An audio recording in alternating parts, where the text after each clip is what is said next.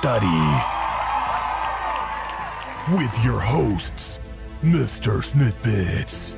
So like two teams with that movie, it seems like either people love it or they hate it. Okay, I do too. I do too. Yeah. BlackGirlMarvel. I cried laughing. That was hilarious. Tylermakesfilms. It's meant for us to kind of contemplate. Like, I don't think his response to me is completely appropriate. Like, it makes sense that he would react that way.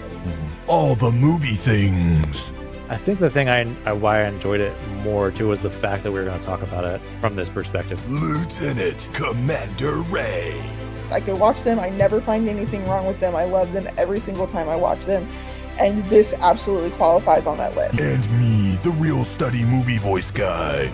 I probably would have been in love with this movie as well if I had watched it earlier, like when it came out or maybe right after. Let's go to the poster wall.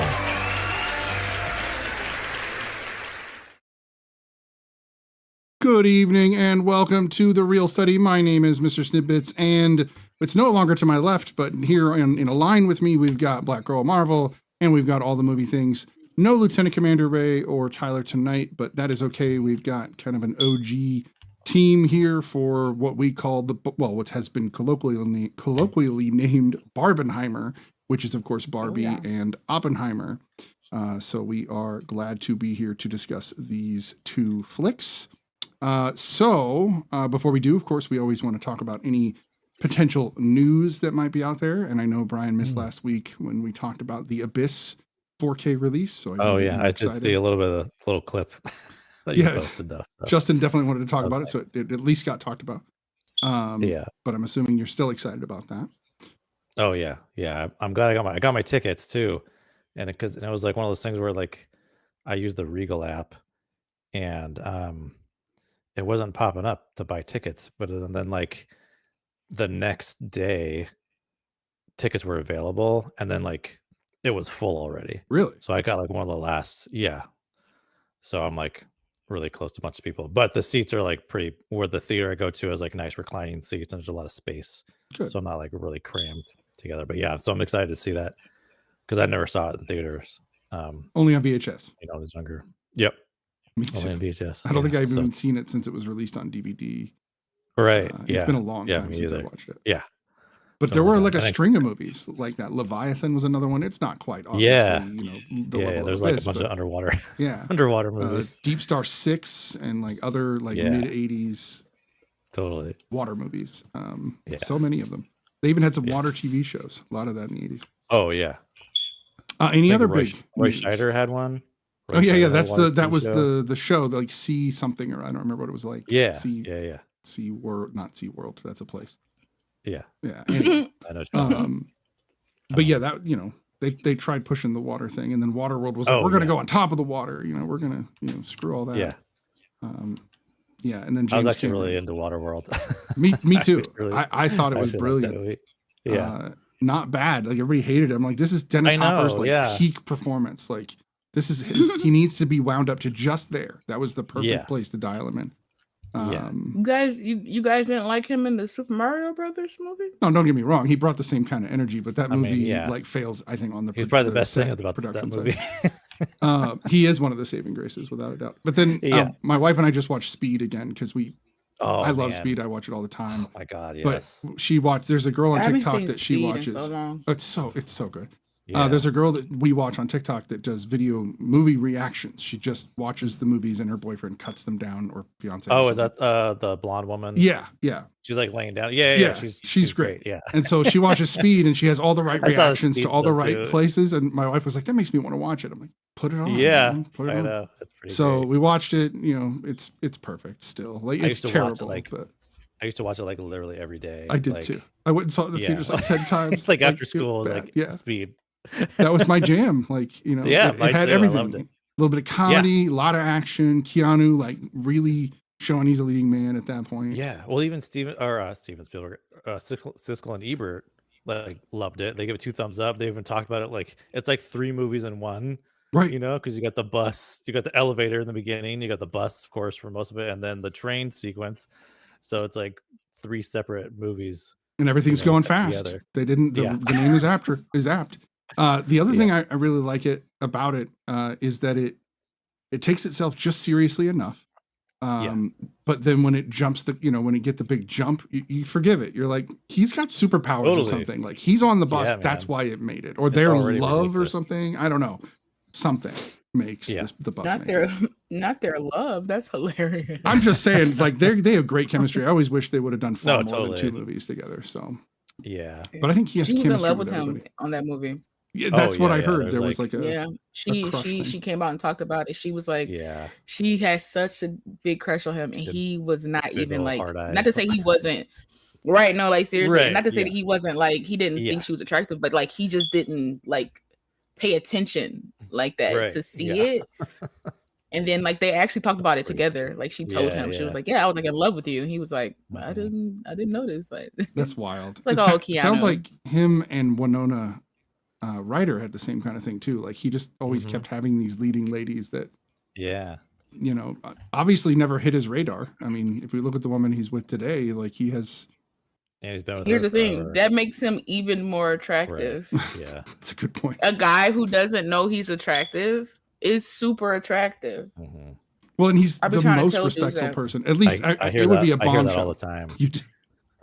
Yeah, as you should, Brian. As you should. But I even like watching Keanu when he's like sitting with people and like taking pictures. He's got his hands like away from them and open. Like he really is respectful of bodily autonomy, and self-aware, and like and he's got his band still, and they're doing their thing. So Keanu, obviously another loved actor on the panel. Any other big news? We might have to do a Keanu week or something. Well, I mean, we did do the Matrix, like everything, so like we didn't hesitate to dive. But I mean, like mix it up. Franchise like Keanu. So Johnny Mnemonic. Oh wait, that's just Matrix 5.0 or 0.5. Yeah, pre-Matrix. I love Johnny Mnemonic. We could do like a. That was my speed. I watched that all the time. Yeah. Johnny Mnemonic. We could do what, Brian? We could do like an early one. We could do like my own private Idaho, perhaps. Because that's like a really early Keanu. Very serious. Then do like Speed maybe, and maybe like a later, more recent. Why don't we do something that he gets like something we love him for, something he gets panned for, and then and then like something new that we haven't seen. There you go. Yeah, because he gets panned for Dracula constantly. Oh yeah. What is it? What's the movie with him and Vincent D'Onofrio and Cameron Diaz? It's like Feeling Minnesota or where that that's an interesting film actually. Like it's a dramedy. I dig that film. It's 100%. I dig that film 100%. Yes. No, it's good. It's good. Any other releases? Because I haven't been paying too much attention. I probably should pay more attention now that we're all back. No, I got to get back into the swing of actually paying attention to that because I wasn't. 4 months is a long time to just kind of do other things, and forget about it. I mean, there's like kind of something for everybody this past like holiday weekend, so it was like a lot of, I mean, like you got like the Hunger Games that came out, and then we even had like animated films that came out, and then you have things like Napoleon and Saltburn, which are like very adult. You saw Napoleon, right? Yeah, I saw Napoleon and Saltburn. What do you think of Napoleon? I'm curious. I thought it was it was very okay. It's like that was my thoughts. Eventually, that's what I felt like it was going to be just from the trailer. I was like, I think this is going to be like an okay film. Nothing like like it's like I imagine his 4-hour cut is probably better. Like I do wish there was a little more Vanessa Kirby, like more between the two of them. And I mean, but one thing, I mean, Ridley Scott does a lot great, but one thing he does for sure great is these insane large scale battle sequences and there's plenty of those in this film. And it kind of has this pattern where like it starts off crazy, and it goes back and forth between a battle sequence, and then it slows down with like, him and Josephine stuff, or him like working on political stuff, and then battle sequence, and then it just goes back and forth like that throughout the whole film, kind of. So it kind of really like it gives you kind of like a whiplash a little bit. Shot beautifully, of course. Costumes are really great. I kind of have this thing too, where if you're talking about costumes, like if you're looking for good things to talk about and like you end up talking about like costumes and makeup, then it probably, before you're talking about like performance and like other things, and that's kind of like a sign that, it's a definite or like red if all flag. you have, or if only the good thing you do have to talk about is the costumes and like the aesthetics, right? I feel like a director like Ridley should dial those in, kind of like, I don't know, if he doesn't have those, you're like, Ridley, what are you doing? Like, right. So yeah, exactly. If you're defaulting to that, like, then yeah, it's not Joaquin's best performance, you know, for sure. Vanessa Kirby is great; she's amazing. And then like everyone supporting it was really great. But yeah, I just felt like Joaquin was kind of like, I don't want to say phoning it in, because he still had really great moments. And there's like it was funnier than I thought it was going to be. Interesting. There's definitely, which I think was on purpose, though. I think there's some funny bits. So do you think he was at all like influenced by the Bill and Ted's Napoleon at all? Like, we had a little humor there. Yeah. Perhaps the funny parts, but there's definitely that's a Napoleon film I see. Yeah, the same. Well, there's also Napoleon Dynamite. Oh wait, that's the wrong Napoleon. Right, that's the wrong one. I'm not sure which one I would find more annoying. I don't know. I'm a huge like Ridley Scott fan, but then me too. I love his comments about just like, you know, when he did Got to Be Egypt and stuff like that, and casting like black people. I was just kind of like, I know. Why are y'all doing this to me? I like your films. You're making it hard to like you, buddy. Like, you know, you're making it real hard. So I'm like, I think I'll just stick with the past things that I do like. Right. Exactly. And just ride with that, because no offense to nobody. Yeah, like for real, like really. And like no offense to anybody, but like I wasn't gonna go see no Napoleon. Like, even though it's a Ridley Scott film, it's just one of those things where it's like making period pieces for the sake of it to I don't know, it feels now like they're not making them for like educational purposes, like because I used to love like a period piece, like you that's pretty much how some people get like that information, because they ain't teaching it in school, and if they are teaching it in school, they ain't teaching it the right way. So like sometimes you get that exposure from a film, and then you're like, oh, let me go like research it myself or go look into it myself, right? It's like it sparks that, right? Like, film, you know, because I'm not saying like, you know what I mean? And like, I feel like now they're not using it to spark like thoughts in people. I feel like they're doing it as like the opposite of an agenda, or maybe like it's an agenda, or Ridley just like a one focus, right? And was like, I don't care if it's, you know, accurate and or like not. I'm just gonna do it my way. Like I even say, and like I did a review on TikTok about it, where I do say it's kind of historical fiction, but there's a video at actual like historian that actually like broke it down, and he does a really great job, and a lot of it is close to like the battles themselves are pretty accurate from what this historian was saying. The stuff with like between him and Josephine, who knows? Like there was one moment, and then I saw an article about this moment too. So there's a moment where they're getting, spoiler alert, getting divorced. Basically, they're like separating. I mean, we know that happens. It's in the history book. Spoiler alert, it's 300 years old or whatever. Like, yeah. If you don't know your Napoleon by now. Yeah, right. I mean, I don't know much, but there was a moment in that scene that totally surprised me. I was like, what, that felt improvised. And then later on, I just saw an article talking about that scene, and it's like, yeah, like Joaquin and Vanessa Kirby got together and decided on that. No one else knew that was going to happen, though. So it did feel very like, so that was like really great to see, you know. So it's like that probably didn't happen, maybe, you know what I mean? So like, because they chose to do that in the moment, you know. So but if we go back to the 90s, Braveheart is one of the most beloved films of all time, and it is wildly inaccurate. Like, there's nothing, that guy didn't even exist. Or The Patriot is another one that's like, people are like, I love this film, but who is that guy? Nobody from history. That's essentially Braveheart, Revolutionary War Braveheart. No, for sure. It really was. But that's great. You know, it's funny because I was looking at the Lethal Weapon series, and I realized that guy, Mel Gibson, was the first guy that ever disappointed me to the point where I was like, I'm not going to be watching your movies for a while. I know. And Lethal Weapon was my like, I watched those constantly. I absolutely adored all of them. And if they were going to be like, we're making a fit, I would have been like, I'm on board. I will go to the theater. Yeah. But now honestly, that's a franchise they could have kept going, like Fast and the Furious for me. Like totally. But they never took it over the top. They didn't Fast and the Furious it. They just kept layering it, which was really nice. The jokes were what got more add a new bad guy or something. Add a new good guy, add a new bad guy. Right. Find the subject matter of the time, so like the fourth one they're talking about child and human trafficking in general. Yeah. So like they always had a topic that they were on. I don't know. Great action flicks. Richard They Donner. have talked about another one because Richard Donner had one ready to go. Right. And Mel Gibson has publicly said that he's going to actually take it over and direct the next. We know he's a good director. He's a really good director. Yeah, exactly. So, but can he keep his mouth shut? I know. That's what. It's.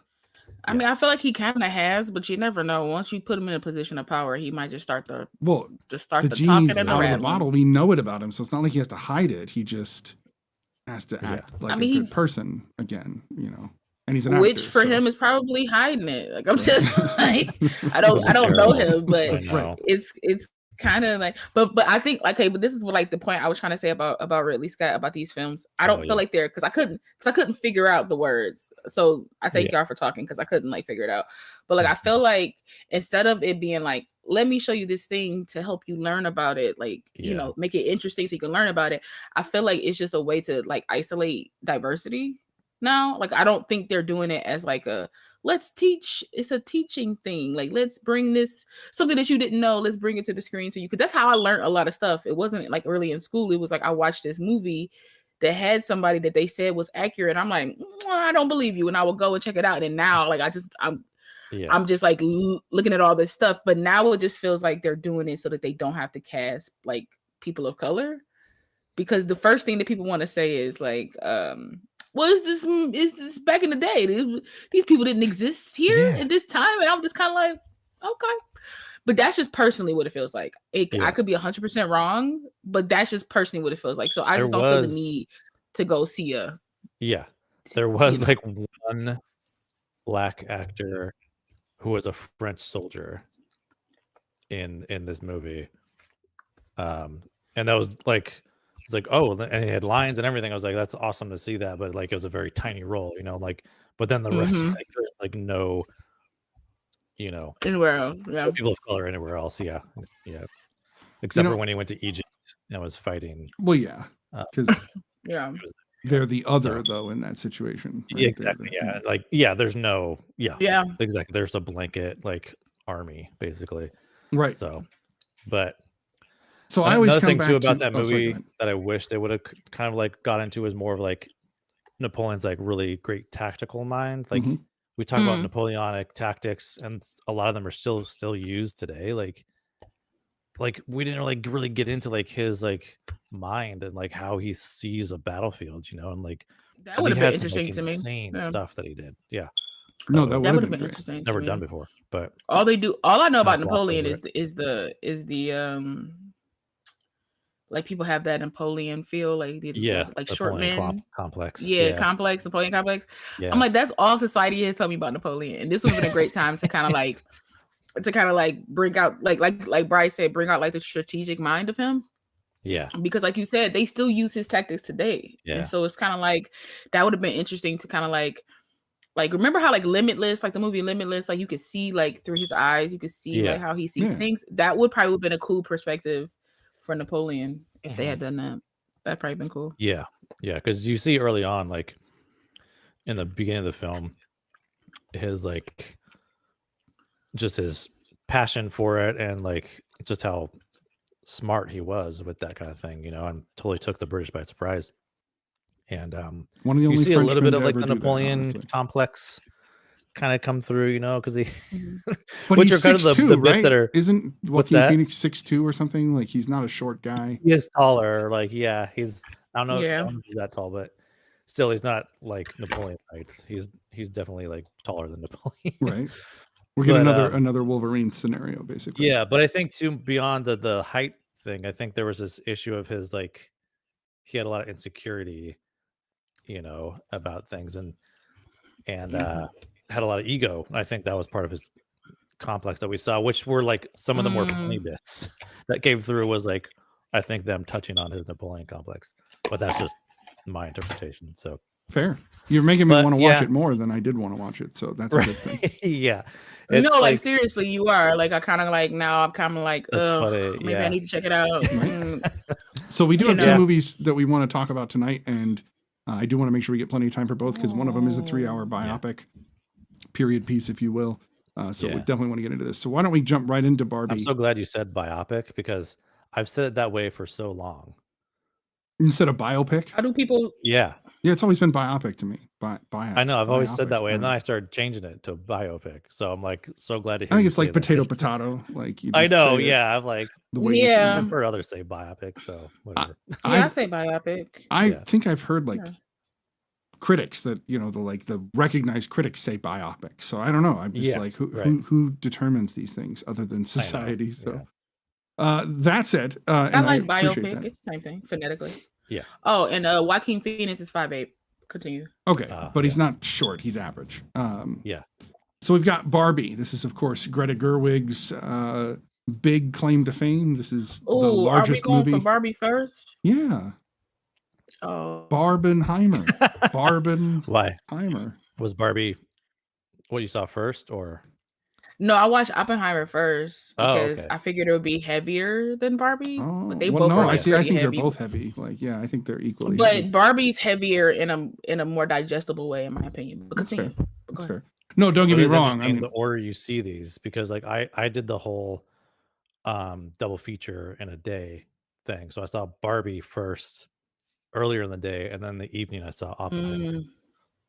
So to correct myself, because Kristen wanted me to.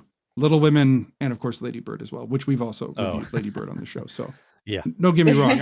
Those 2 movies combined didn't make $1 billion, while Barbie, of course, did. So yes, I think it is her. You could even go back to Frances Ha. Right. There's I think Barbie will make a mark forever for her. Yeah. So let's get into this. Let's tackle the Barbie, the Barb of the Oppenheimer, if you will. Why don't we start with La and tell us what you thought of Barbie? Okay, so I remember when we were doing the show, and I think we did one of Biggie's reviews, and he was talking about Barbie coming out and all this kind of stuff, and we were kind of like talking about it as a group, and I was like, who asked for this movie? I'm still kind of like, who asked for this movie? Like, the brains behind this. So shout out to Greta, because she was just, I think her brain just like expanded and open when she was like writing this, her and her partner. But I went into her this husband movie, was like, how are we gonna do this? Like for real. I don't know how to do this. like aesthetically is beautiful. Like, and it's like very true to like growing up with Barbies, and I played with Barbies, and I had a dream house, and I had a Barbie like Jeep car, and I had all these things. Like I was like the little girls in the beginning, which I was kind of like, there's no black girls in the beginning of this for the Space Odyssey like kind of recreation thingy. I was like, yeah, all right. But I kind of went in annoyed a little bit, but I had to let the film continue. You know what I mean? Sometimes you gotta let the film continue. I was a little annoyed by all the high Barbies and the high Barbies and the high Kens. I was just like, okay, we get it. They're all Barbies and Kens. Let's get to something else on this. I was getting kind of annoyed. Alan's amazing. Shout out to Michael Cera, because he was great as Alan. I wish there was more Alan though. I want the Alan cut, but the Alan cut. I love it. Yeah, I want the Alan cut, but I was kind of annoyed in the beginning, but then once the story started to actually happen, and I started to see their mind and where they were going, I found it was like a very interesting take on like a live action like Barbie film, because this could have went like really sideways, and I feel like if you stick with it turns into like a really, really beautiful, empowering story. Now I can see why there were a lot of dude bros online with their feelings towards this, because oh my God, it's not a movie made for you. And what am I going to do if the movie isn't made for me to make me feel great about me? I don't want women to feel good about themselves. Go out and cross the hallway to Oppenheimer.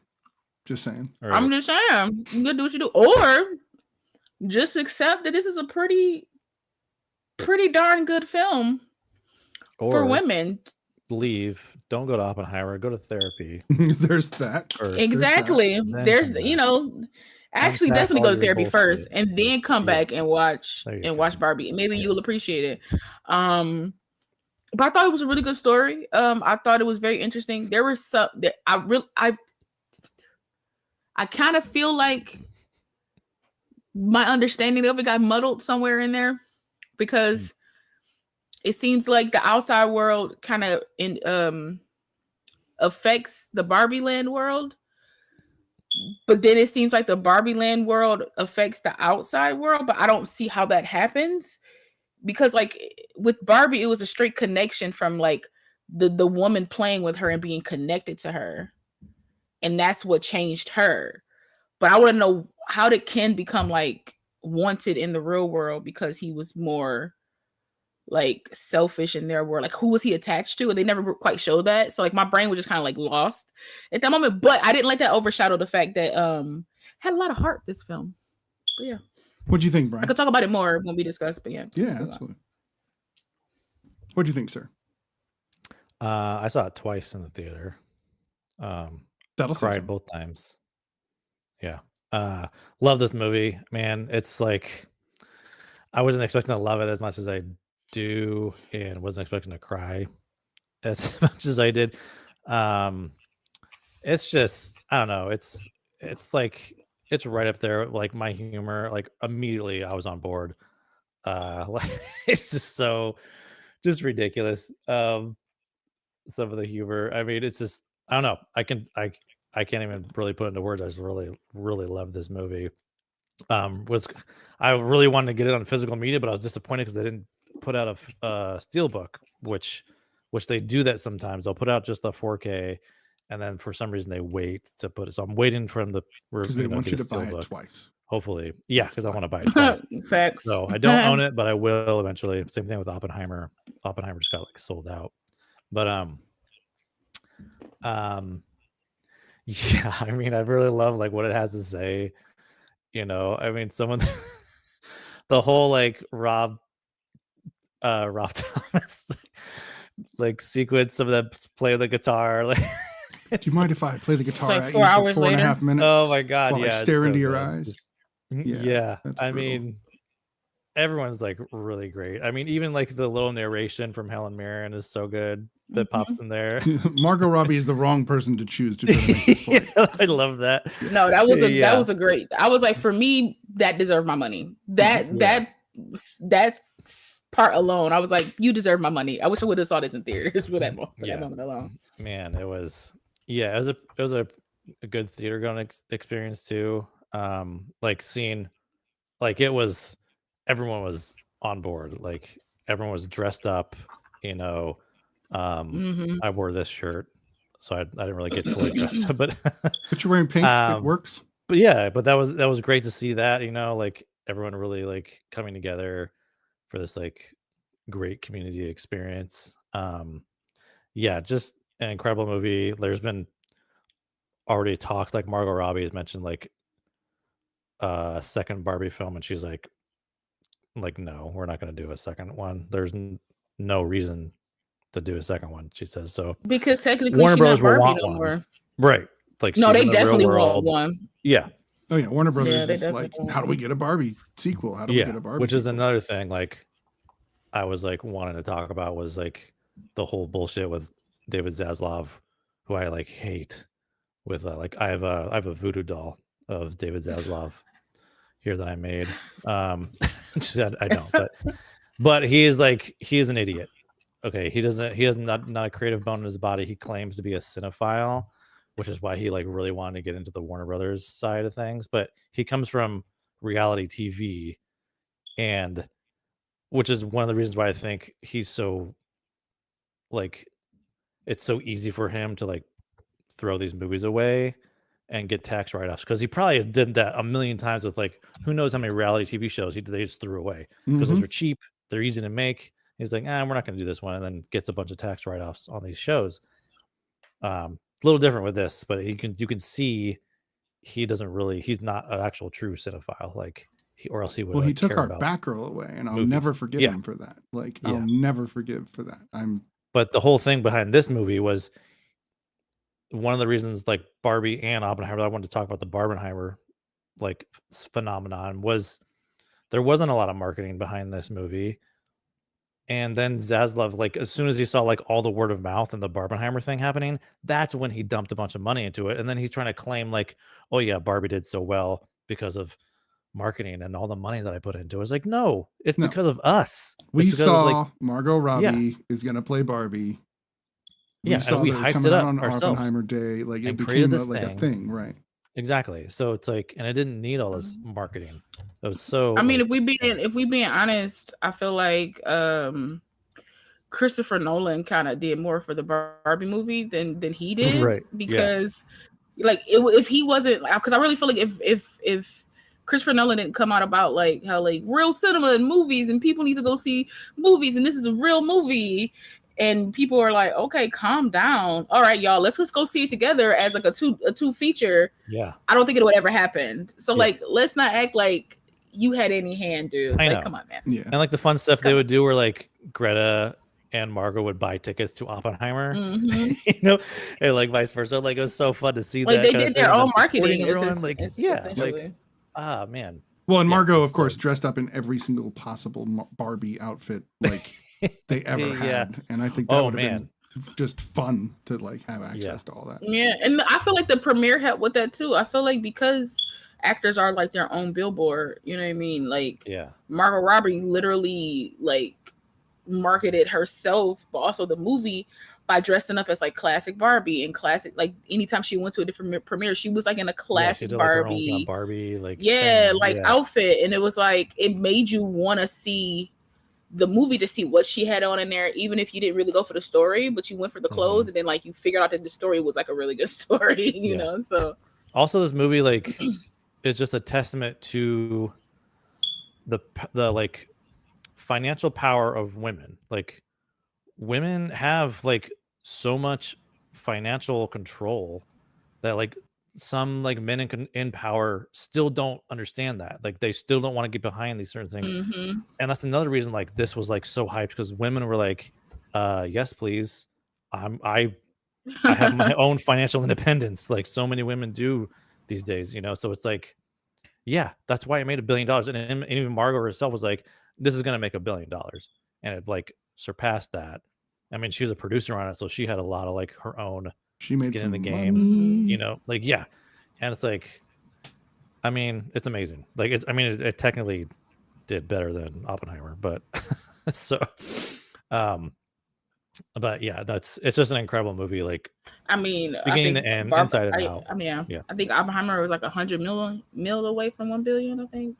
Yeah, well, the thing was just too, broke like 900. I think. Well, Oppenheimer had to stay in theaters longer than Barbie did. Barbie made that money like with a quickness. Yeah, where like wasn't it like 3 weeks that it was at $1 billion, 4 weeks? Yeah, for Barbie? It was a ridiculous fast track. Yeah.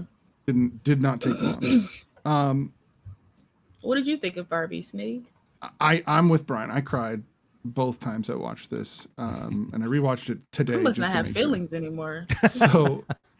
Maybe it's the headspace you're in at the time. It's the humanness of it all. My favorite part of the movie is when she's sitting at the bus stop with the old lady and she's just taking in our world, because it's something I try to do all the time with people. I just try to watch people and just see what enjoyment they're getting in life, or sadness for that matter, because all the feelings matter. It's like all the movie things, but all the emotions.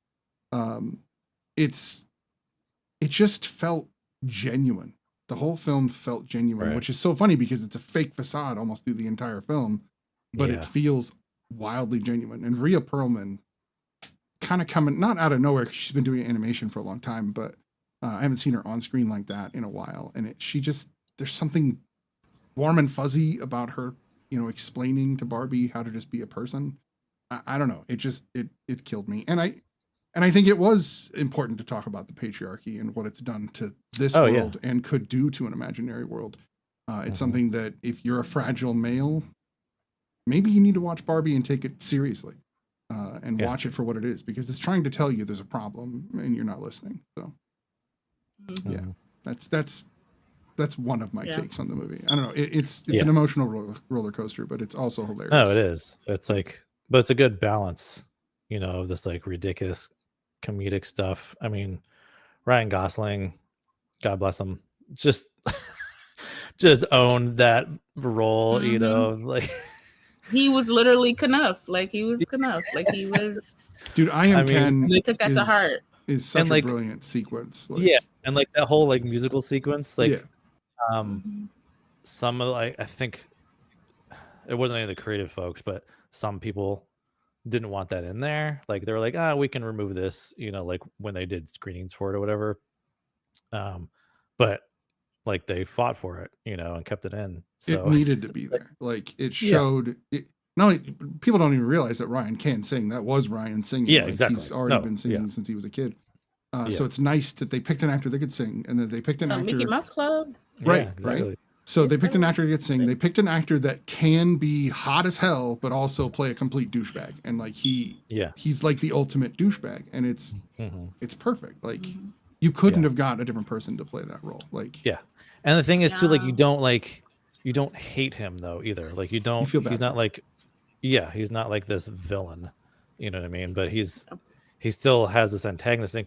But yeah, he's just like this kind of like. But he's like a kid that needs to learn, right? Yeah. It's like a kid trying sugar for the first time. Like they're gonna OD. They're right. They're gonna OD, and he OD'd on a need, but a feel and a need that he didn't know he needed until he saw it, right? Like.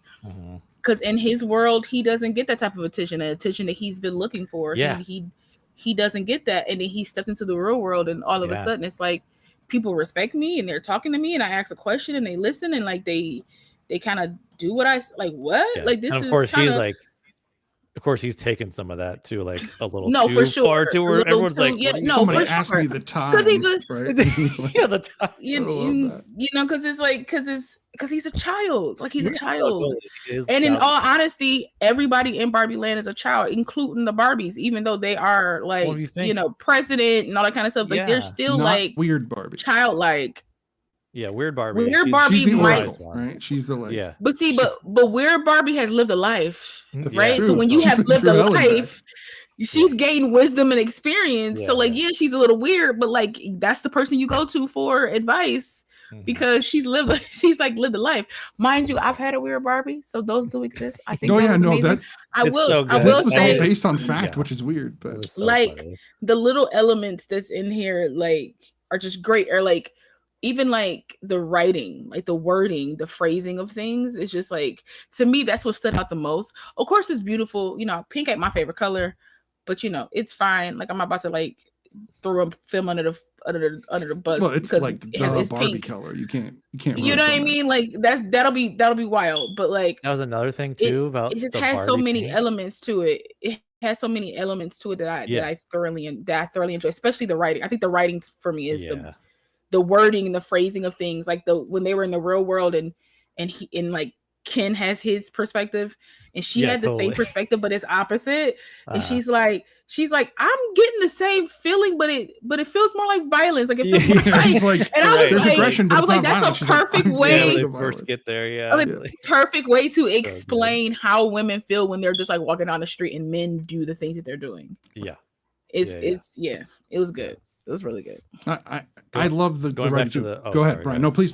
I was just gonna mention real quick the Barbie pink thing. Like it was such a specific color pink that they bought so much like pink paint that they were running out. Like they couldn't buy anymore.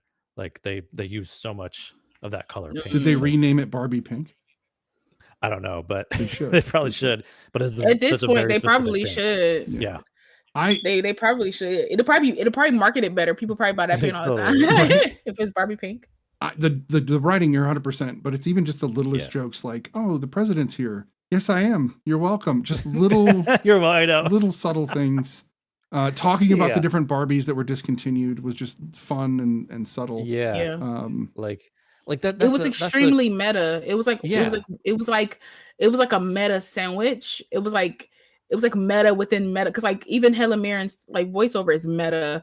There's in like Barbie Into the Real World is meta, because like it's just that was just like very interesting. But there's your answer, Law. You asked how did Ken get, so everything he did that changed Barbie Land automatically changed the production of the toys. It didn't change anything else in our world, but the toys started coming just out the different, toys right? itself. Just Yeah. this Ken doll is now like Casa House. Yeah, the I don't Mojo remember what they Dojo call it. Casa Mojo House. Dojo Casa House. Yeah. Like they were Well, selling this one- those, and then it's But like but my brain still doesn't sync up with it because it's kind of like they established it with Barbie having like a conduit, right? Like essentially like Barbie and this human are connected, right? Right. So like, but so who is Ken connected to for that to even happen? Mattel directly. So this is my piece of advice. Everything he did changed their toy line basically. Right. Yeah. But here's my piece of advice for this movie. Best not to think too much about it. That's my best approach for this film. I can't help it. That's just how my brain works. Let it.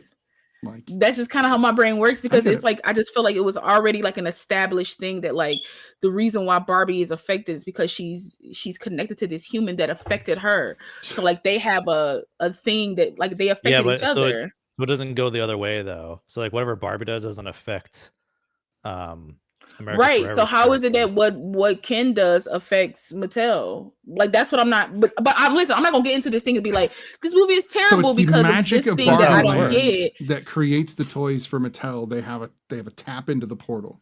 That's the only thing I can figure out.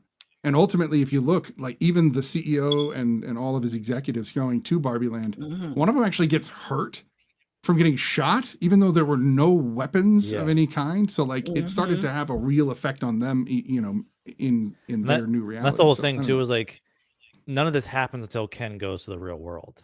Right. So the thing is he's taking this, so essentially it's actually the real world that's affecting that because of his experience with it. And then it turns everything, you know, so it doesn't really mess with those rules because everything changes. Even with Barbie, it changes. I have it when she goes to the real world. You're totally right, but taking it from there, just to connect it for law, it's not that Ken did anything. It's that all the Barbies were brainwashed to believe that Ken was doing something right. So their transmission of being Barbie was starting to be sent to our world, just like Margot Robbie's Barbie gets sent to our world. Right. So it was never about Ken. It was always about how the Barbies were manipulated. Their experience in Barbie Land. I can sit with that a little bit better. I'm trying to do my best with what was no, given, it's cool. I think that's always going to be a disconnect for me in this film. That's always going to be a disconnect because it just personally feels like just a missed information, just a touch of a misinformation. Unless I have to watch the film again to see like maybe there's like a wording or phrasing or something that I missed to see that. But overall, I mean, it's still a good film. Here's one more little piece that might help. Remember, the CEO specifically says that the creator of Barbie's ghost lives on the 17th floor of Mattel. So there's already magical shit happening in that building. Right. Like, Mattel's already like weird. No, for sure, because they knew like that was the real Barbie. Like nobody in that like corporate office was like, it's fine. They know about Barbie Land. They know that Barbie Land exists. You know, I just maybe if I would know how they tapped into that, maybe I would be like, maybe that would erase everything, right? That's what I'm saying. Okay, that makes sense. Because we'll see Skipper with the kids in Florida, like doing the whole. Yeah, that makes sense. Midge will be there. She'll still be pregnant, you know. So Barbie with the TV. Which that was Emerald Fennell, the director. Was it really? She was the pregnant one. Yeah. So she makes an appearance in this. I think there was no better selection than John Cena for the mermaid Ken. And Dua Lipa. And when we don't ever get to see the mermaid men until that moment, right? Yeah. Which is great. The guy that was in Secret Wars, who played the antagonist, kind of like a subtle side character, but really just like the gagging part, the flat feet part was just, you know, I loved the flat whole thing about like having to go and like pretend like you've never seen The Godfather and like wanting to explain to you like and the points they made were points that are authentically made by film bros. Yeah. So they really paid attention to that, which I thought was great. Just so many, his name is Kingsley Ben-Adair, I believe you pronounce his name. Yeah. Yep, that's him. Yeah, he's been doing great. I mean, this film had like so many named people in it, like so many like just down the line of like just so many like faces that you know, but then like faces that like I kind of want to get to know. Like it was the one Barbie, I don't know, I can't remember her. I don't know which Barbie she was. Yeah. But maybe Diplomat Barbie, maybe, or something like that. But like I don't know. I just love that it was just like so many different like Barbies. Yeah. They should be breaking their names down like that. Lawyer Barbie, Doctor Barbie, but they don't. No, they just say Barbie. That's frustrating. Which is fine. I mean, if you go on Wikipedia, you see it, but well, that's true. I think IMDb's fallen short then. So I want to talk about the cinematographer. Yes.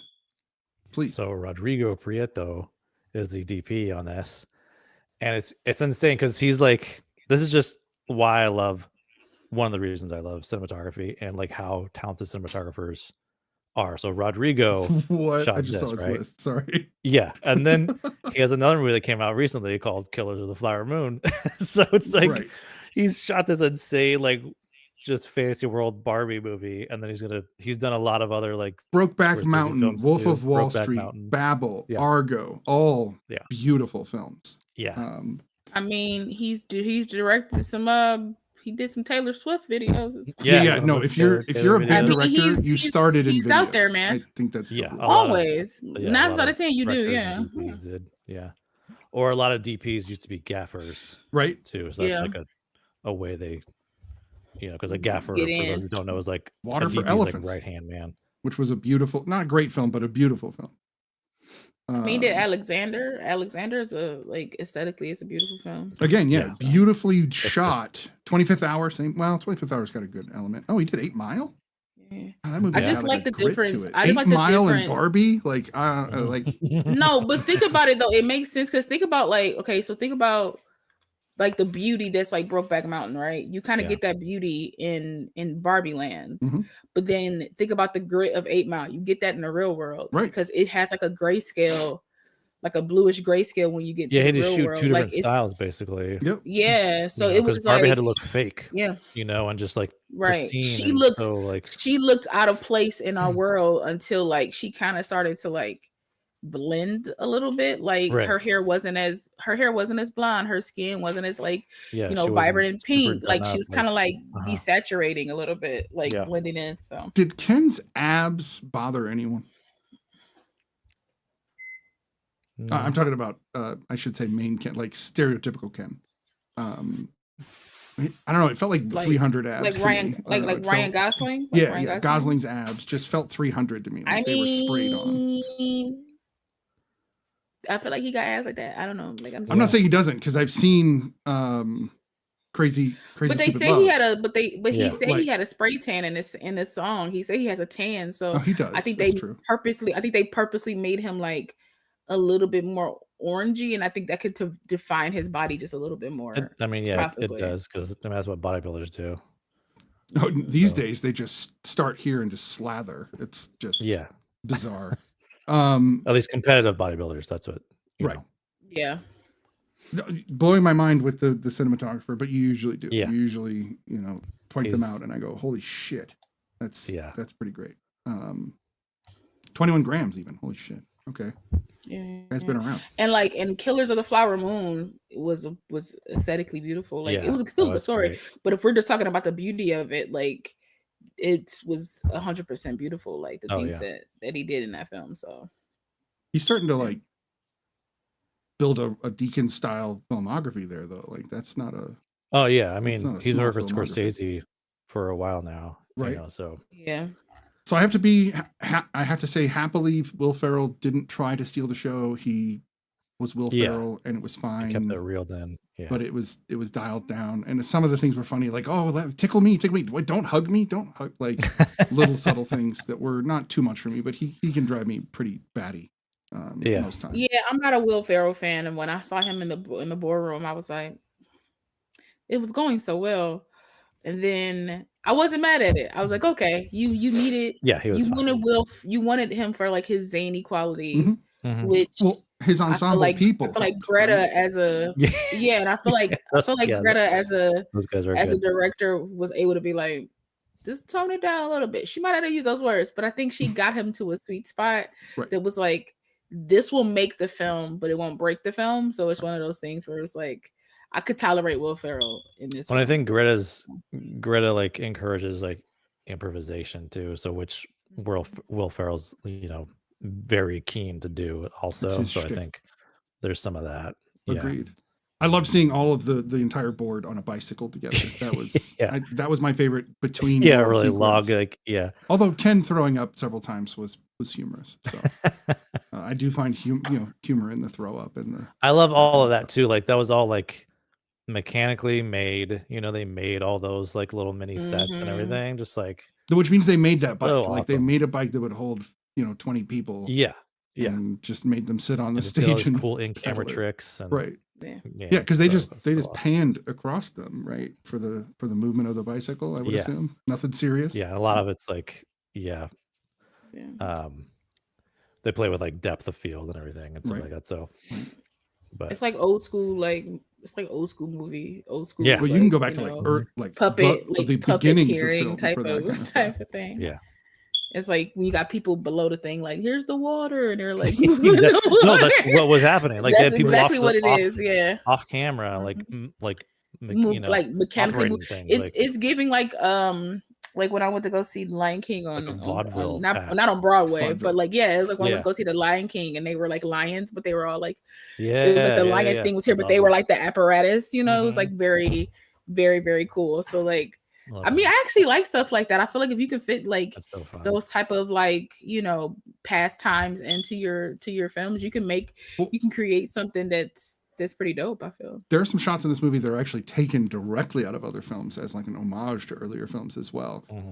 Specifically when Weird Barbie comes on scene, her entire entrance is from another film. Completely. Yeah. Which is just, that's Greta's nod to previous directors, obviously. Yeah. You know what I would have wished though? I wish that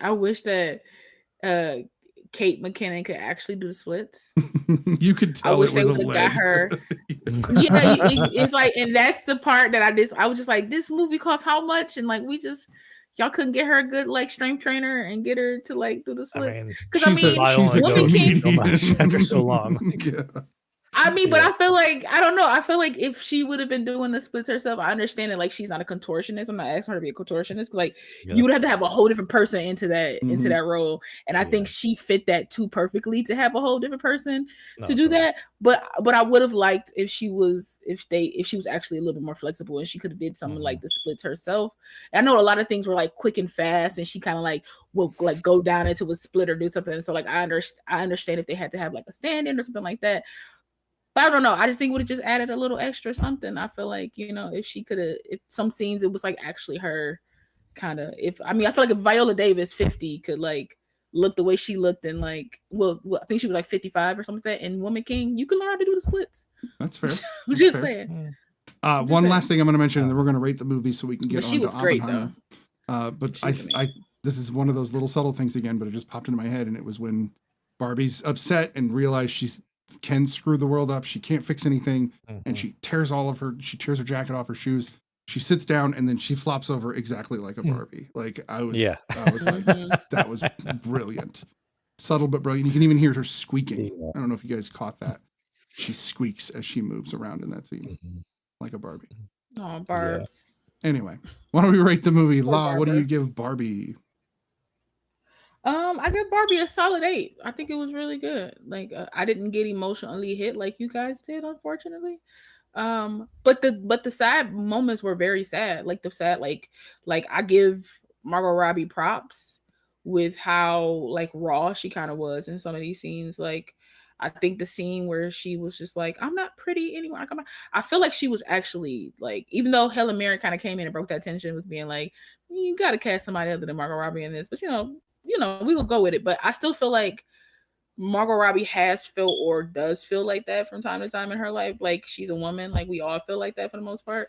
I felt like she was hitting on some real emotions. And I felt like she really, really brought it. Like, I feel like she's actually like, I've never been really a big fan of her acting. But I feel like every film that I've seen her in, which is pretty much like every film that she's been in, she's just gotten better every time I see her on screen. Yeah. And that's one of my favorite things about her, is that you can see the talent, and now you can see the talent. You know what I mean? So I give it a solid 8. All right, Brian. It's like a 9.8. It's close to a 10 as I can. Like it's so good. You can call it a 10. We won't say you overrate movies here. I mean, it's like it just does everything for me. Like also a lot of times if you're gonna get me to cry, then I already like kicks it up. That's what I said last week. I was like, if I cried, it's over, man. Yeah, you're gonna get yeah. I was just so in from the moment it like started all the way to the very end, and just like it's so well balanced. Like it tries to like pay homage to like Barbie's history at the same time as trying to like say this profound thing, and also be funny and be dramatic where it needs to be, and just like trying to like I don't know how Greta did it. I mean, it's just like she found this. It was this insane tightrope she had to walk, and she did it. Like it's amazing. So we're getting close to a 10. I'm gonna give it a 9. I gave it an 8 on Letterboxd. I'm gonna change that to a 9. Mostly because of our conversation and watching it a second time. I think I rated higher the second time, because on a second viewing, I realized I'm going to watch this numerous times now. Like it's going to be something I watch over and over again. The rewatchability for me is like, really great. But we watched Lady Bird a couple of weeks ago for this show. And that was my first time ever seeing it. And I had already watched Barbie, and then going back and watching Lady Bird, I went, oh, okay. Now I see the connection. Like the two movies aren't the same at all, but yet I can see the style. I can see the approach to doing something, because that's, it's a coming of age tale in Lady Bird, but it's not your typical approach. Like it's definitely different than a normal coming of age tale. So I see why somebody was like, hey, that Greta lady, she could probably do this pretty well. And then they, I can see why. But yeah, for me, it's a 9, 100%. Let us move on to Oppenheimer. This is, of course, a Christopher Nolan film, his most recent. And Christopher Nolan does not go small. He always goes big, and he always goes as much on his production with practical effects as he can. Pretty sure the Earth burning wasn't real, but hey, we'll get into that. It might have been real, but it wasn't. Obviously, it wasn't to scale. No, but it was shot practically, and then incorporated it in a way, which is beautiful, and that's fine. I just and even like Oppenheimer's like visions, like the twirling like lights, those were done on the set, like right in front of his face in camera. Like really, they did that. Yeah, on that's set. not a CG effect or anything. Like they actually. I knew they weren't CG, but I thought they were just like shot in another studio. And no, he was like in the bed or whatever, like, and they were like twirling these things. Oh wow, in front of him, like and they shot through it. Okay. Yeah. Why don't we go with Brian? What did you think of Oppenheimer, since you saw it in the Barbenheimer duo? Yeah. This one I only saw once, just because it's a lot. But yeah, really, really loved it. People the only like kind of negative thing I see with Barbenheimer is like people are going to want to compare the two. You can't really compare the two films. Like naturally people want to, just because they came out at the same time, and like the whole Barbenheimer thing, and like which one are you going to see first and which one's better, but I did love it, and like the cinematography for me is like amazing, but it's like Hoyte van Hoytema again, who's like been Christopher Nolan's kind of go-to DP for a while now. And he's always amazing. Like everything he's done, he's like he did Nope. He's done all kinds of other Nolan films, Interstellar, Dunkirk, Tenet, right.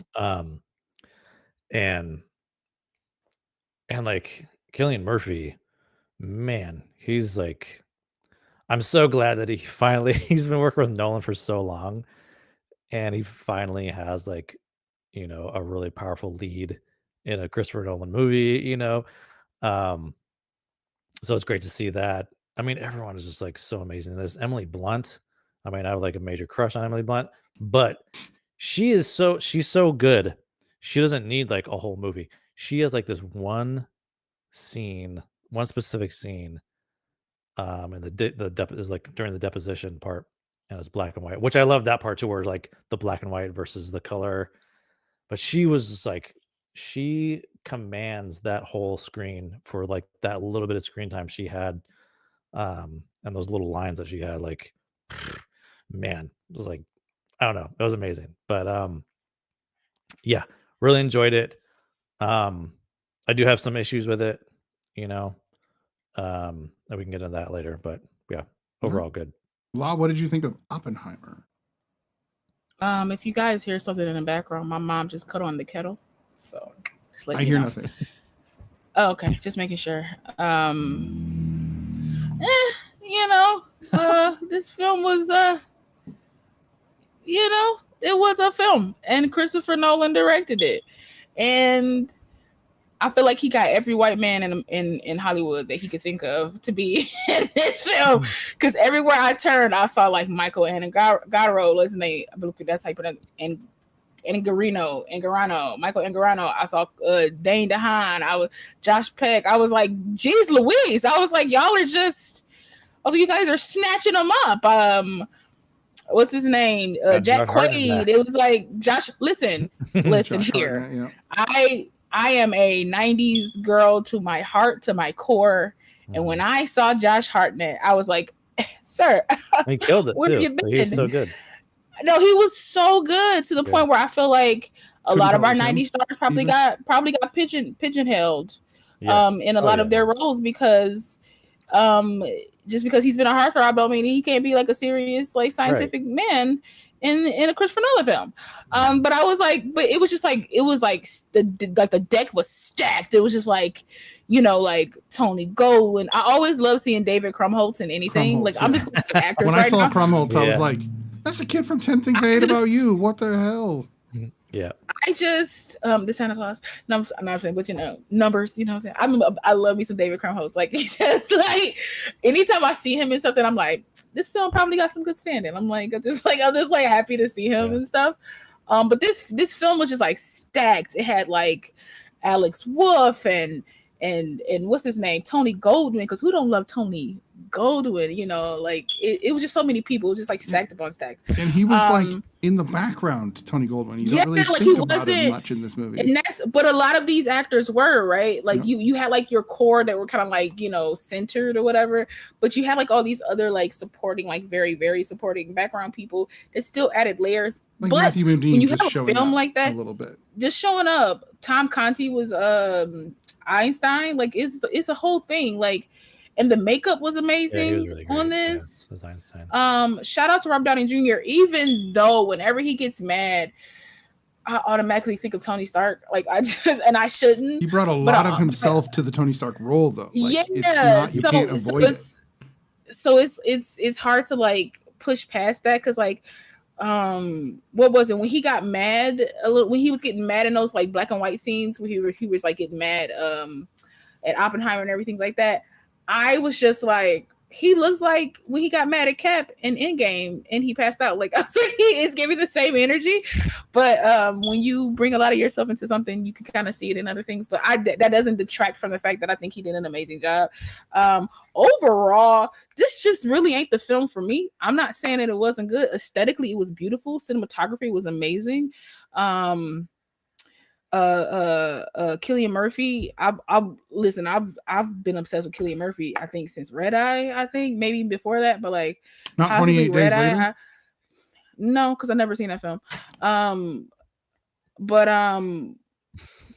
But he made me. I think that's why I like Psychopaths a little bit because I was just like, get kidnapped on a plane like black guy or something. Like okay, but he's actually a really, really, really good actor. Mm-hmm. This film for me was just too long. I know that's crazy as a Marvel person, but I was like, you could have shaved off 15 minutes, and I think I'd have been silent. Like, just like, and it's not even a lot. I was like, just a hot 15 minutes, but I liked the fact that this film kind of left me being like, So did Oppenheimer do this for the right reasons or for the wrong reasons? Like I was still like on the fence about it. Like I was still like on the fence about it because of what was portrayed like on screen. You know, he was a man that was like, I'm doing this to protect my people, but then the person oppressing your people died.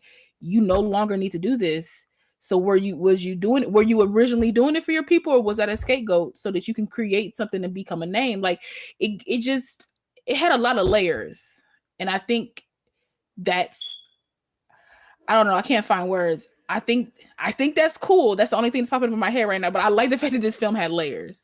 It's for it to be 3 hours, it has to have layers. And I think your leading man has to have the most. And as Bryce said, Emily Blunt was like amazing. Just everything she does, like she could probably read the phone book and I'll be like, oh my God. Did you see the gravitas in which she said these numbers? You know what I mean? Like when she got to the plumbing section. Oh my God. It was riveting. I really enjoyed when she was with the Smiths. She read all the Smiths. It was beautiful. You know, like nobody can say Smith the way she does. This is amazing. But like she could just do anything. And I just loved seeing like her be like a mom and be like a mom that doesn't get depicted a lot on screen. And that was a mom that was like, I don't know how to do this.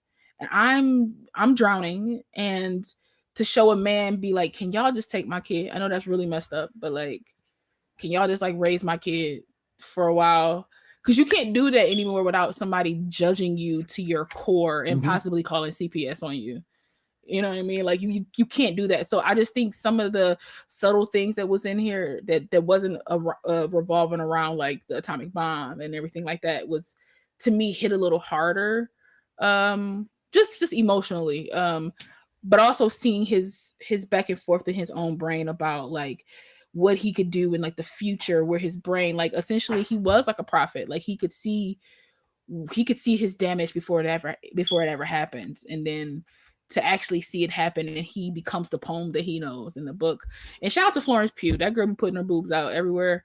I did not expect that. I was honestly like, more power. Okay. No, the scene that threw me off was when they were talking about her in the deposition, and Emily Blunt's just like staring, and they're both naked, and she's just like, I was like, oh, that threw me off. Not talking about even the crew. There were at least 10 actors on that stage.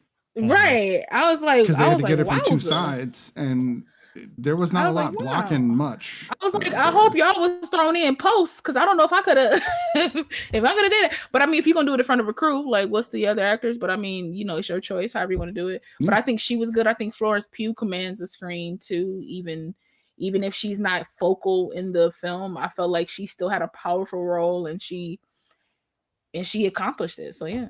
She liked throwing flowers away, that's for damn sure. I was like, I wanted to know what's her gripe about flowers. I think it's sweet when somebody brings you flowers. I personally don't like flowers, but if somebody brought me some, I wouldn't. Of them is what I gathered. Maybe it's what it felt like. I'm a big biopic fan. I love movies that delve into one individual thoroughly.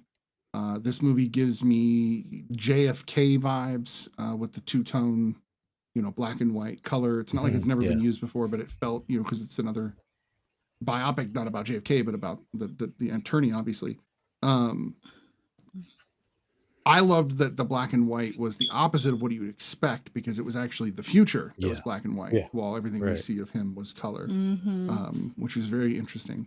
It also harkened back to the McCarthy tapes and the McCarthy era of all the black and white council, or not council, but it's perfect for that stuff too, because it's not just because like all the stuff we see in color is so focused on Oppenheimer and him living that experience, where the black and white stuff is very binary, so it's black and white, and it's like, no, we want to talk about these facts and versus like all these things. So it's it was great visually to depict that.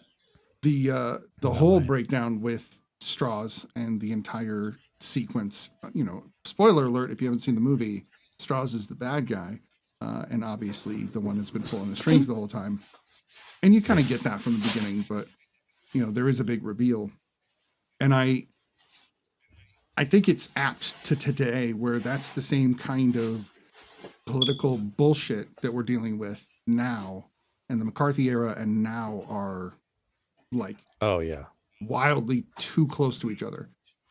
There are likely in the next couple of years, if things go the wrong way, of people going on trial like this. This is where we will head if the next years don't go the way we want them to. So it was kind of scary looking back, looking forward. Right. We're also living. Speaking of scary, Matt Damon. But we're living in a world. He's a little scary to me. I think he did a great job in the film and played that role to perfection. Looks nothing like the gentleman. Right. Killian looks a lot like Oppenheimer in this movie. They did a good job, but he looks nothing like the guy that played him or that he was playing. But the other parallel that I think is scary is that we are living in a rekindled nuclear age where people keep talking about nukes again, unlike they did in the 90s and the 2000s, where we kind of stopped talking about it because the Cold War was over.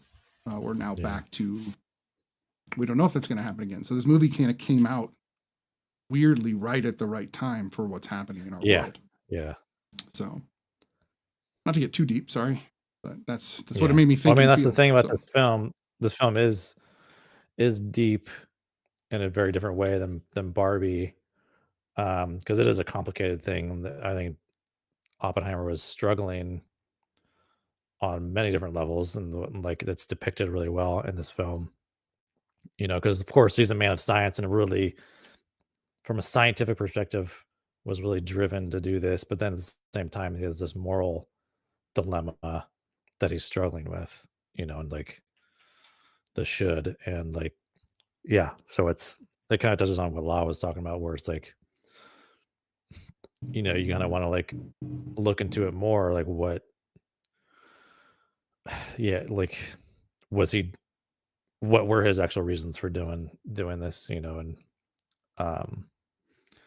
and in like classic Nolan kind of fashion, I think it's kind of left up to us to really figure that out. He loves ambiguity, and I think this film is kind of similar, has a lot of ambiguity to it, Well, we think that Strauss is right most of the movie, that Einstein gave him the cold shoulder for some reason, but Strauss was not relevant, and I love that he was just a dude trying to make himself relevant, and he wasn't. Right. I had never heard the name until I saw this movie, so that kind of says how relevant. No, totally. He is. I even delve into this stuff somewhat.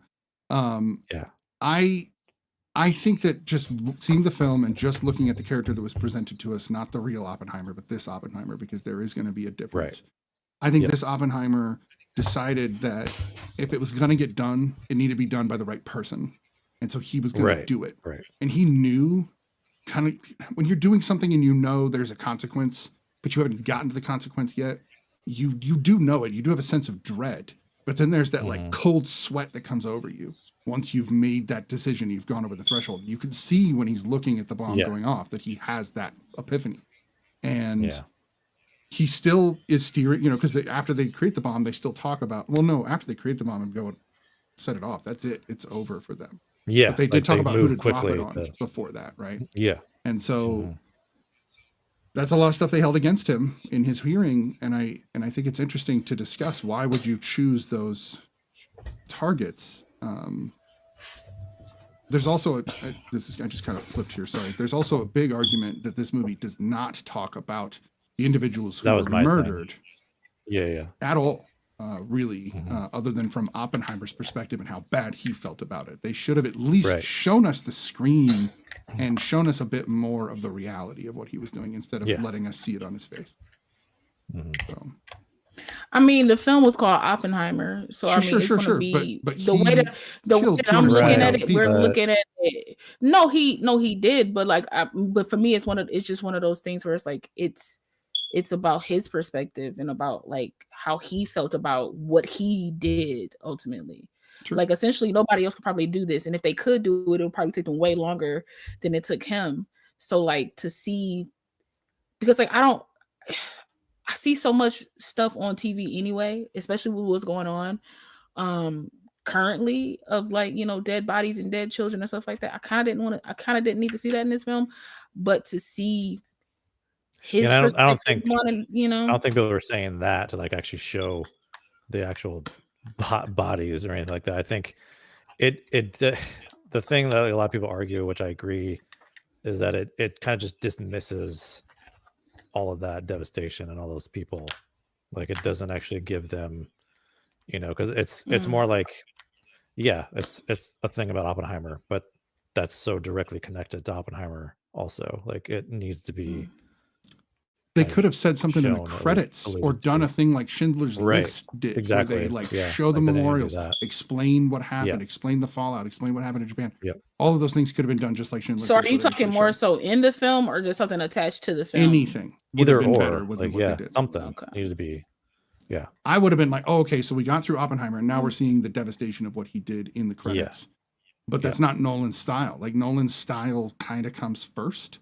And that's kind of what we're talking about, is his need to make this particular movie is sometimes more important than the larger picture. And he doesn't also like to get political, which is weird because you can't make a movie about Oppenheimer without getting fucking political. Like you did. Like, exactly. You did. It's, I mean, it literally is political because it's the government is, doing a deposition about him. So he becomes the scapegoat for the government's decision to do this. It's like wasn't that's the one the government to it too. And like Ray just came in and said she's seen other reviews as well that his victims didn't have a voice, and that's kind of what we're kind of talking about, that they didn't really have a voice in this. But well, not only that, just the way, even just beyond which, there 220,000 people don't need to be forgotten, but let's not forget about the boot that we put on the neck of Japan for 30 or 40 years after that. And the way we completely affected their commerce and their economy, and for the better in some ways, but not culturally, and not in, the number of people that may have been totally screwed over because of the way we treated them. I don't know. It is tricky when you're talking about one subject, especially one individual. I can see arguments for both, but I still think there should have been some amount of like, hey, we're making a movie about the glorification of the killing of these 220,000 people. Yeah. Maybe we should talk about it. Yeah. Not just about how the guy felt that did it. Right. Yeah. I don't know. That's my take. Yep. No, it need to be something in there. Yeah. Still a great film. Still, it's a tour de force across the board. It's an ensemble, like ridiculous cast. Like the number of actors in the two movies we've reviewed tonight is like mind-bogglingly large. One person, Jason Clarke, in this movie is so fucking good. But that guy, like, is an undersung actor. Like he needs he needs to be leading man, and he needs more roles. The guy is great. I wanted to reach out and wring his neck the way he was treating Oppenheimer. I know. I was like every time he was on screen, I'm like, fuck this guy. Like, right. And it's great because he plays he's so good. A bad guy really well, but he also plays a good guy really well. He's one of those guys that can do both. Also, Macon Blair is in there. He's right there in the deposition, like he's the lawyer, right? He's his lawyer. Yeah. He's his lawyer. Yeah. But Brana showing up, just being Niels Bohr, why not? And then the other one, like I just noticed Scott Grimes, the helmsman from Orville, is in this movie. I didn't catch him. I'll have to rewatch it just for that. And then Eldon, I can never pronounce his last name. Alden Inrin. I'm gonna screw that up. I'm gonna stop right there. Anyway, Aldrich, Han Solo. Han Solo did a great job. And then there was one other person that stood out to me, and it was the Safdie. Ben Safdie's in this as well. Oh yeah. We got to see him not play a person with mental disability. We got to see him play a scientist, and to be a scientist. Yeah. I think Aldridge's character too was like one of those that was either an amalgam of multiple people or was kind of created for the film. Like I don't think his character actually existed, because there's like it would have been a group of people. He's a fictional character, right? What's that? He's a fictional character. They say he's a fictional character. Yeah. So I was gonna say there would be more people around those people than just one or two. That's how this always seems to end up. What was it? There's so many fucking people in this movie. Talked about Florence. We talked about. Yeah, I might not find them. Rami Malek is in this film. Dane DeHaan, I think, did a really good job of playing it's almost overwhelming. Nichols. I wanted I didn't expect the kid that played Goblin to have chops necessarily, and he came out in this movie, and he's sinister. No, his stuff before he was in that movie. He's a really good actor. Like, I think the Amazing Spider-Man film is what kind of like slowed his career down. Slowed him down. Okay, that makes sense. Yeah, because before that, like, he was like in Chronicle, he was in some other stuff, and you could see like his raw talent. And I think that Spider-Man film was like, people was like, let's hold up, let's take a step back. Jack Quaid playing Richard Feynman, and it was so great because I could tell it was Richard Feynman because the dude was playing bongos. I was like, the guy playing bongos, that's Richard Feynman, because he really did play bongos, and so they did manage to get that in there. It's weird, you know, who they chose to be in it. As far as Rami Malek, Casey Affleck, it's so many people. Yeah, Casey Affleck, like his backstory made me go, I'm actually intimidated by Casey Affleck right now. Like, I wasn't. Yeah. Casey's never been somebody that like intimidated me, but this character, I was like, holy shit. They're making this guy have to seem like evil, like he's gonna just hurt you. Yeah. It's all politics though. Oh, Rami Malek. God dang, there's so many people. Anybody? Oh, James Remar? What? Yeah. How did I miss James? What? Oh yeah, Gary Oldman. Gary Oldman's in Olivia Therapy. Yeah, he was the president, isn't he?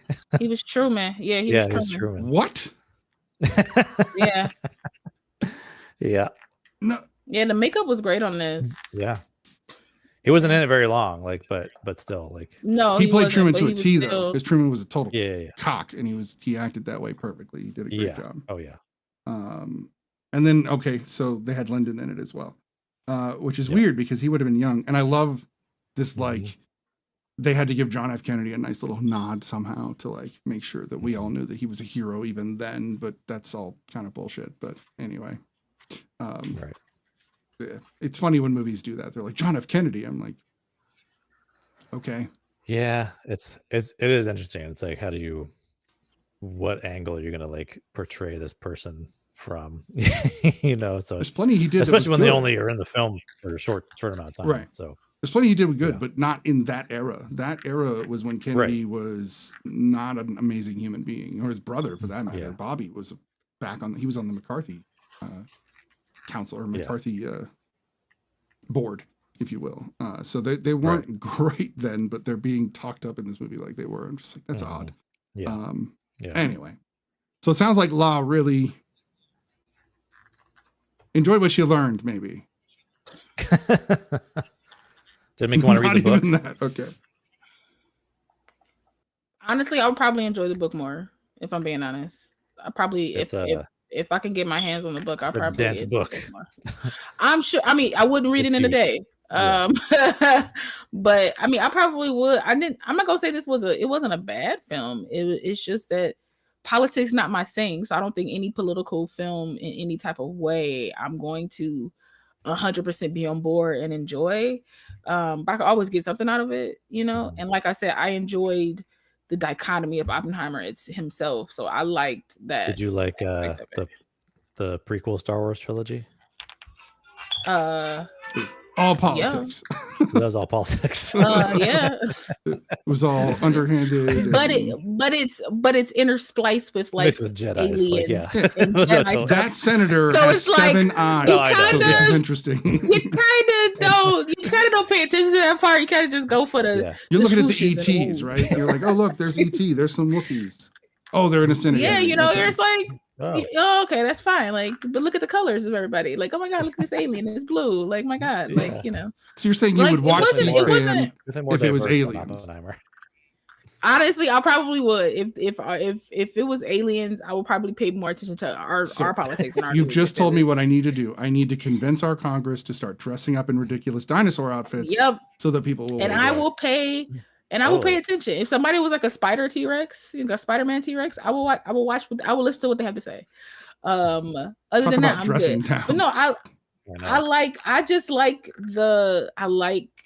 seeing it from Oppenheimer's point of view. I like seeing, like, you don't, even at the end, you're not left hanging, but you're still, it's very Christopher Nolan to like kind of like leave you hanging with like a final ending like that, actually. But I just like the fact that like I have mixed emotions about Oppenheimer.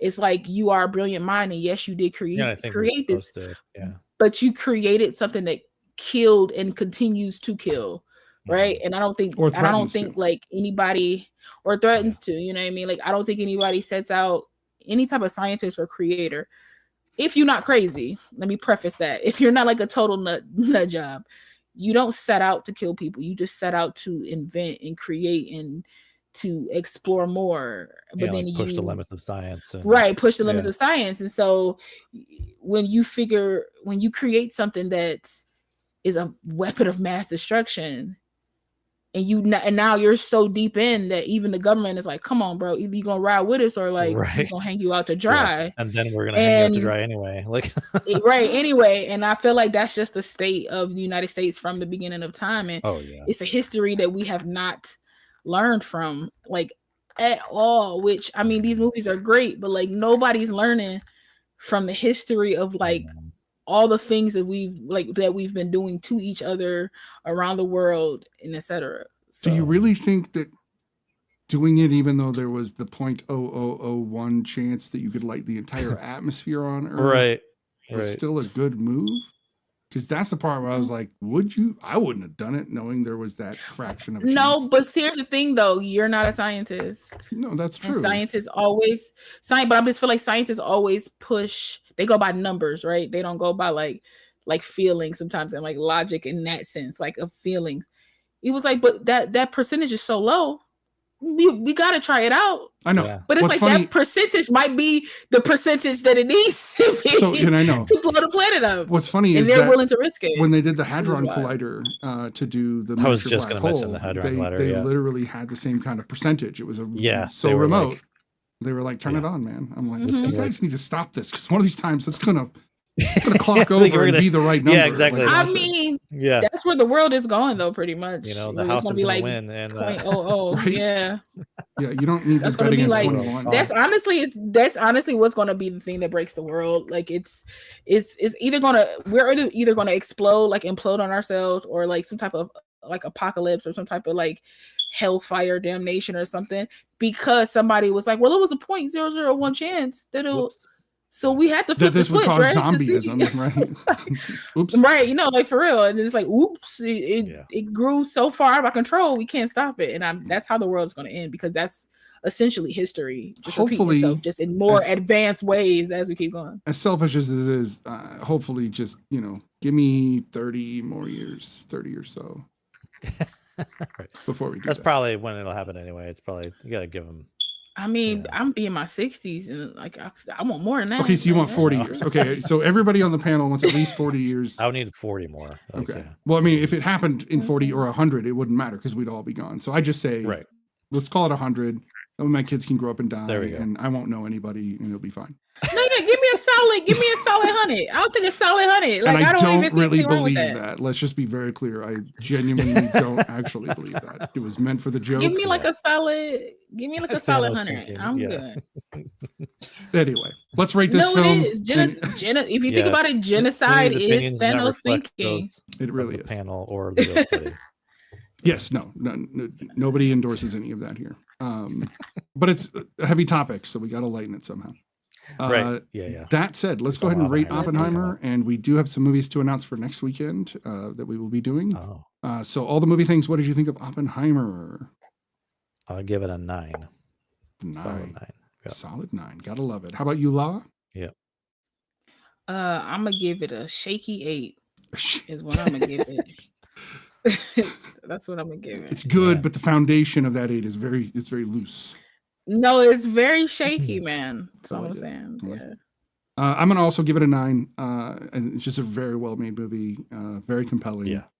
Tense in all the right places. I do think, like for me too, like I love Nolan. I will say, like, I was not really happy with Tenet. Tenet was like a mixed bag, which is also like a big reason. Like, something I didn't mention was that he left Warner Brothers a lot of because of what I was about to mention that, but since it happened like a couple of years ago, he said that like he said something like the feud was like he was like it's not irrevocable. He's like it was like it's over and done. We're good. Like he kind of like he might. Think about if he still had that relationship with Warner Brothers, they probably would have got this film, and Warner Brothers would have released Barbie and this film. They wouldn't have released them at the same time. They would have been. They probably wouldn't have. They wouldn't have. Yeah, that's the thing. They they definitely would have. But Universal. What if they? Even if it was like a month apart, they still would have pushed them like this, so there was no like. Yeah, overlap. That's true. Yeah. They would have like. Yeah. They're too big. Yeah, and then there's the whole IMAX. But shout out to Universal. They won this script and a bidding war. Totally. So like this helped the studio to make more Spider-Man movies. Wait, so an actual good Universal film? Okay, that's rare these days. Right. Yeah. So Sony makes the Spider-Man movies. But... Yeah, I did not mean to say that, but I meant to say something else. But Spider-Man came out of my brain so quick. No, I mean the Madam Web trailer just came out, and it's just like. Yeah, Spider-Man came out, so I was like, Spider-Man! Like, I got it right. So we've got Elemental listed for next week. I believe there's going to be at least one other animated film that's also listed. I don't remember what it was. You said there were a couple. Raya and the Last Dragon? That might have been the other one. So we've got a couple animated movies next week. Maybe 3. I think we'll discuss it, but it might be 3. I think it's just 2, because the third, it's a couple of them that one you can't see, like one you probably need like a log in to see, and then the other one it's not streaming anywhere. I don't think so. It's probably just those 2. Okay, that's fair. So take a great week, enjoy some animated movies, and Raya and the Last Dragon. Next week. Oh, okay. And of course we'll announce these in the Discord as well. But yeah, this has been episode 6 of the Real Study, and we do appreciate you guys joining us and talking Barbenheimer. Yeah. Check out, as always, please follow us on all social media. We are The Real Study. Follow us on Twitter, Instagram, TikTok. Request a film, request a reaction. Maybe we can do some reaction videos for you guys. Come join the Discord. Come talk to us. We do respond back eventually. We're getting better. No. Bri is way too important. He's way too important. I got things to do, and he will talk. He knows he got things to do, movies to film. Yeah, he's. I'm traveling. He's out there busy. Yeah. But us people who barely have lives but do have lives, we do respond back. But definitely come and join us, share us around. You can also donate to The Real Study to help beef up the channel and the things that we do around here. But also you just sharing us and following and liking also helps as well if you financially cannot put in. So we thank you. Good night all. Thank you. Bye guys.